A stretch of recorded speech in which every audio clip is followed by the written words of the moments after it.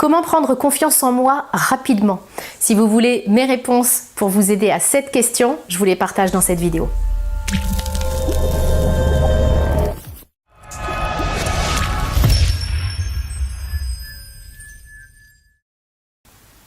Bonjour, je suis Nathalie Martin, je suis coach en éveil de conscience auprès des hommes et des femmes qui veulent se construire une vie remplie de sens et d'abondance à tous les niveaux. Alors si c'est votre première visite ici sur ma chaîne, je vous invite à vous abonner pour pouvoir avoir accès facilement à mes prochaines vidéos et également à lire toutes les informations qui se trouvent dans la description qui accompagne cette vidéo. Comment prendre confiance en moi rapidement? Si vous regardez cette vidéo, c'est que vous voulez des réponses claires à cette question et que vous faites partie de celles et ceux qui manquent cruellement de confiance en eux. C'est vrai que le manque de confiance en soi, c'est vraiment le mal du siècle. Moi, très souvent, quand je reçois mes clients pour la première fois, avoir confiance en moi, ça fait vraiment partie des objectifs principaux au cours de notre travail ensemble. Le manque de confiance en soi, eh bien, il a des conséquences, et vous le savez, sur tous les domaines de notre vie. Lorsqu'on manque de confiance en soi, eh bien, effectivement, ça se voit dans notre travail, dans nos relations aux autres, dans notre comportement avec nos amis, notre entourage, nos enfants, nos conjoints. Ça se voit effectivement partout. Donc effectivement, l'idée, et si vous regardez cette vidéo, c'est que vous en avez marre de souffrir de ça et que vous voulez des réponses concrètes pour savoir comment fait-on finalement pour sortir de ça et pour avoir confiance en soi. Je veux vous partager mes réponses aujourd'hui parce que moi-même, j'ai énormément souffert de manque de confiance en moi et ça m'a coûté énormément d'émotions hyper désagréables. Des émotions, par exemple, de frustration parce que j'osais pas faire vraiment ce que je voulais, je n'osais pas dire ce que je pensais, des émotions de remords, de regrets. Vraiment, je sais ce que ça fait, je sais ce que ça coûte lorsque l'on souffre d'un manque de confiance en soi et je sais aussi ce qui devient possible lorsque nous avons confiance en nous. Donc je veux vous partager des clés concrètes aujourd'hui pour que vous puissiez apprendre comment vraiment prendre confiance en vous rapidement. La première des clés, c'est que je vais vous demander de lister ce qui vous prouve que vous avez confiance en vous. Vous avez bien entendu. Alors peut-être qu'une partie de vous, dans votre tête, va se dire j'ai mal entendu la question ou alors elle est gentille celle-là, mais je viens de lui dire que j'avais pas confiance en moi, c'est pour ça que je regarde cette vidéo. Qu'est-ce qu'elle vient me dire de lister tout ce qui prouve que j'ai confiance en moi? C'est pas une erreur. Je vous demande vraiment de lister ce qui vous montre que vous avez confiance en vous. Parce que, ok, si vous regardez cette vidéo, c'est que vous n'êtes pas à 100% de confiance en vous, mais je connais très peu de personnes qui le sont. Donc vraiment, je suis au courant, vous n'êtes pas à 100% de confiance en vous, vous voulez vraiment progresser et en même temps, je sais aussi que vous n'êtes pas à 0% de confiance en vous sur l'échelle de la confiance en soi. Sans doute que vous faites des choses sans même vous en apercevoir, mais qui montrent que vous avez quand même un peu confiance en vous. Par exemple, peut-être que vous osez prendre votre voiture pour aller d'un point A à un point B. Ça paraît ridicule, mais certaines personnes ont tellement de peur et manquent tellement de confiance en elles qu'elles n'osent même plus prendre leur voiture. J'en ai rencontré au cours de ma pratique. Donc peut-être que vous osez parler aux inconnus lorsqu'ils vous abordent. Peut-être que vous osez prendre votre téléphone ou répondre au téléphone. Listez vraiment tout ce que vous faites et qui vous montre que vous avez quand même un peu confiance en vous. Pourquoi est-ce que c'est hyper important? Parce que c'est capital d'aller déstabiliser la croyance qui fait que vous êtes convaincu que vous n'avez pas du tout confiance en vous. Parce que tant que vous croyez ça, vous pensez comme quelqu'un qui n'a pas du tout confiance en lui, vous vous comportez comme quelqu'un qui n'a pas du tout de confiance en soi, vous parlez comme quelqu'un qui n'a pas du tout de confiance en soi, donc finalement ça ne fait qu'amplifier le phénomène. Ce que je cherche avec ce premier petit exercice, c'est vraiment d'aller déstabiliser votre croyance parce que je veux que vous vous aperceviez que vous n'êtes pas à 0 sur l'échelle de la confiance en soi, vous avez déjà de la confiance en vous-même et c'est sur cette confiance en soi que vous allez pouvoir vous appuyer pour monter finalement les barreaux de l'échelle de la confiance en soi. Donc commencez par lister ça, même si ce sont des toutes petites activités qui semblent vraiment banales. Il y a des gens qui n'osent même plus faire ça tellement ils souffrent d'un manque cruel de confiance en eux. Au besoin, demandez à votre entourage bienveillant, bien évidemment, demandez à votre conjoint, vos enfants, vos parents, vos frères et vos sœurs, peu importe, qu'est-ce qui leur montrerait que vous avez un petit peu confiance en vous. Ça, c'est important. Deuxièmement, puisque vous regardez cette vidéo, vous voulez progresser au niveau de la confiance en vous, eh bien c'est l'objet de ma deuxième question. Listez maintenant tout ce qui vous prouve que vous manquez de confiance en vous. Quelles sont les preuves?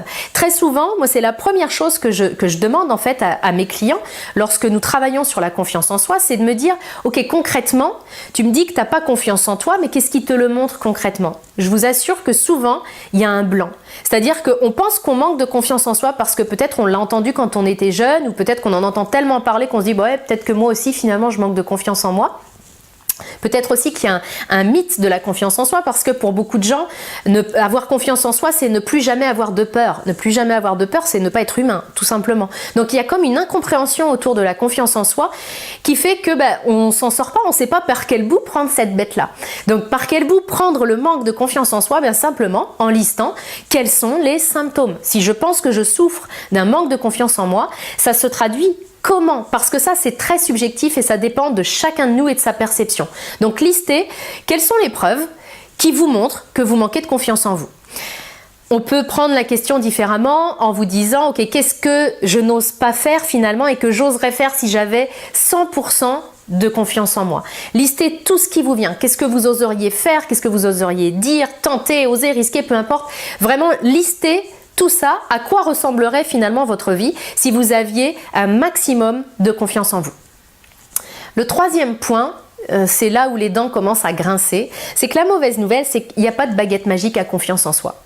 La confiance en soi, ça n'existe pas non plus en gélule, en comprimé. Ok, on en rêverait tous de pouvoir avaler cette pilule-là pour avoir confiance en soi automatiquement, ça n'existe pas. De même que la confiance en soi ne surprend personne au saut du lit, au réveil un matin, je me réveille et miracle, c'est aujourd'hui que j'ai confiance en moi à 100%. Ça marche pas comme ça. Et je veux vraiment vous le préciser parce que très souvent, on vit dans cette illusion qu'un jour, j'aurai confiance en moi et que ce jour-là, du coup, je serai capable de faire tout ce que vous avez listé en deux. Ce jour-là, il ne vous surprendra pas au saut du lit. C'est à vous finalement d'aller le chercher, puis d'aller le provoquer pour qu'il puisse se passer le plus rapidement possible finalement.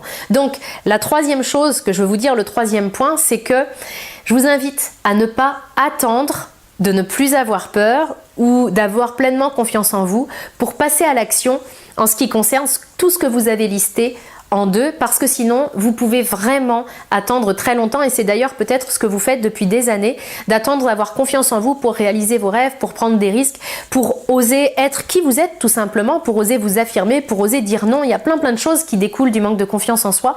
N'attendez plus de ne pas avoir peur, n'attendez plus d'avoir pleinement confiance en vous pour passer à l'action.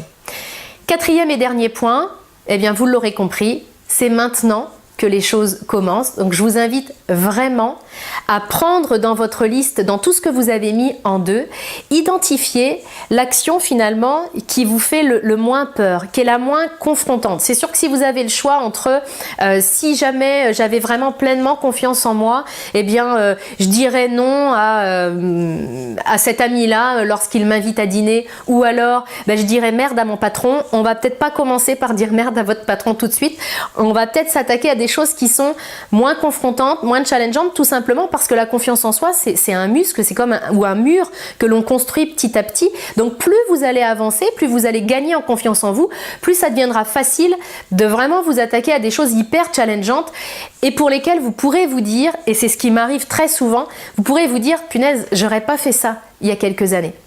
Donc vraiment, votre confiance en soi va tellement grandir qu'après, il y a des choses qui seront beaucoup plus faciles à faire pour vous. Donc l'idée, c'est pas de commencer par les choses hyper challengeantes, mais d'aller vous faire la main. Donc je vous invite à prendre une des actions, un des changements que vous avez listés dans votre deuxième point et à vraiment commencez déjà à passer à l'action sur ce point-là. Oui, ça va vous faire peur. Oui, votre ego va vous faire croire que vous pouvez attendre, remettre à plus tard, etc. Je vous invite vraiment à ne rien écouter de tout ça. Bien sûr, vous allez avoir peur d'échouer, mais votre objectif ne va pas être de réussir sur cette action-là. Votre objectif va être de juste passer à l'action. À partir du moment, et quel que soit le résultat de votre action, qu'il soit celui que vous attendiez avec succès ou alors que ce soit pour vous ce que vous appellerez un échec. Quel que soit le résultat de l'action, vous aurez gagné puisque votre job, votre mission, c'est juste de passer, de faire ce petit pas. C'est ce petit pas, c'est le fait de le faire qui fera que vous mettrez une brique sur le mur de la confiance en vous et que vous serez encore plus solide. On s'en fiche du résultat. L'important, c'est vraiment que en conscience, vous vous disiez que votre boulot, c'est de faire cette action-là.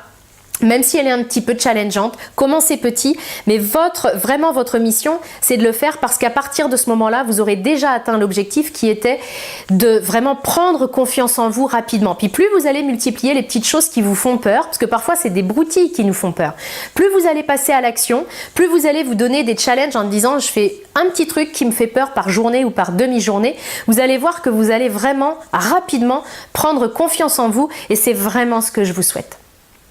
Je termine cette vidéo avec ma question du jour. À quoi ressemblerait votre vie si vous aviez pleinement confiance en vous? Je vous invite à dresser le portrait de votre vie idéale et à nous partager bien sûr vos réponses comme à chaque fois dans les commentaires qui accompagnent cette vidéo. Si vous voulez aller plus loin et construire une vie vraiment remplie de sens et d'abondance à tous les niveaux, je vous invite à télécharger le coffret gratuit 3 clés pour trouver le sens de votre vie. Je vous mets le lien dans les commentaires qui accompagnent cette vidéo. Si vous avez envie que je traite d'un thème en particulier pour vous aider, n'hésitez pas à me le mettre également dans les commentaires et je ferai mon possible pour vous construire une vidéo sur mesure pour répondre à vos besoins. Merci de votre confiance. Je vous retrouve très bientôt dans une prochaine vidéo.